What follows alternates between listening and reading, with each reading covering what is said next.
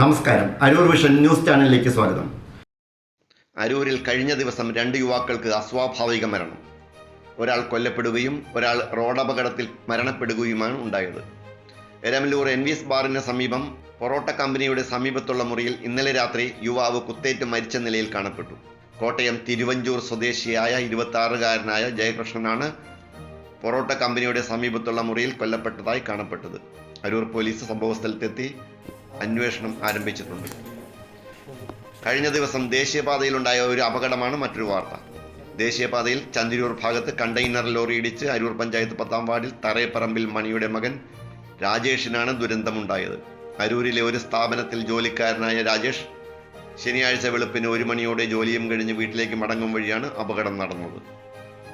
റോഡിനരികിലൂടെ നടന്നു പോരുമ്പോൾ mobile phone താഴെ വീണപ്പോൾ അത് തിരിച്ചെടുക്കുവാൻ ശ്രമിക്കവെയാണ് കണ്ടെയ്നർ ലോറി തട്ടിയത്.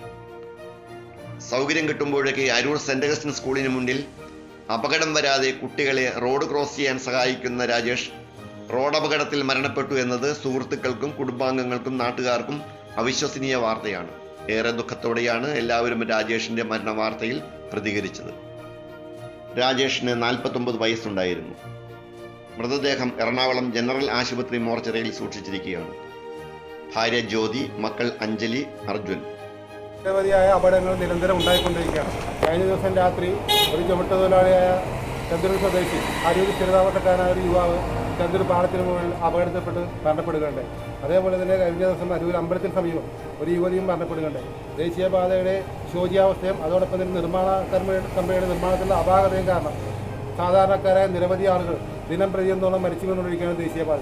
അതോടൊപ്പം അധികൃതരുടെ അനാസ്ഥയും അതോടൊപ്പം ദേശീയപാത നിർമ്മാണ അതോറിറ്റിയുടെ കെടുകാര്യസ്ഥത മൂലം നിരവധിയായ ജീവനുകൾ നഷ്ടപ്പെടുന്ന സാഹചര്യത്തിൽ അധികാരികളും അതോടൊപ്പം തന്നെ നിർമ്മാണ കമ്പനികളും ഉത്തരവാദിത്തബോധത്തോടുകൂടി തന്നെ പ്രതികരിച്ചുകൊണ്ട് ഈ ദേശീയപാത സഞ്ചാരയോഗ്യമാക്കുന്നതിനും അതോടൊപ്പം തന്നെ ദേശീയപാതയിലെ വെള്ളക്കെട്ടും അതോടൊപ്പം തന്നെ മറ്റു ബുദ്ധിമുട്ടുകൾ ഒഴിവാക്കി ഇവിടെ ഈ ദേശീയപാത പൂർവാധികം ഭംഗിയായ രീതിയിൽ സഞ്ചാരയോഗ്യമാക്കാൻ അടിയന്തരമായ ഇടപെടലുകൾ പ്രത്യേകിച്ച് ജനപ്രതിനിധികളുടെ ഭാഗത്തുനിന്നും ഉണ്ടാകേണ്ട സമയം അതിക്രമിച്ചിരിക്കുന്നു. മഹത്വമുണ്ടാകട്ടെ.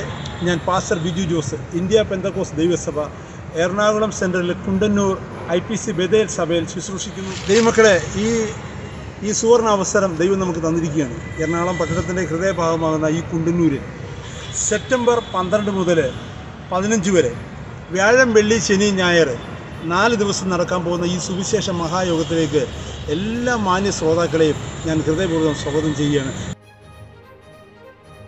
അരൂർ വിഷൻ ന്യൂസ് ചാനലിന് വേണ്ടി LS അശോക് കുമാർ. നന്ദി.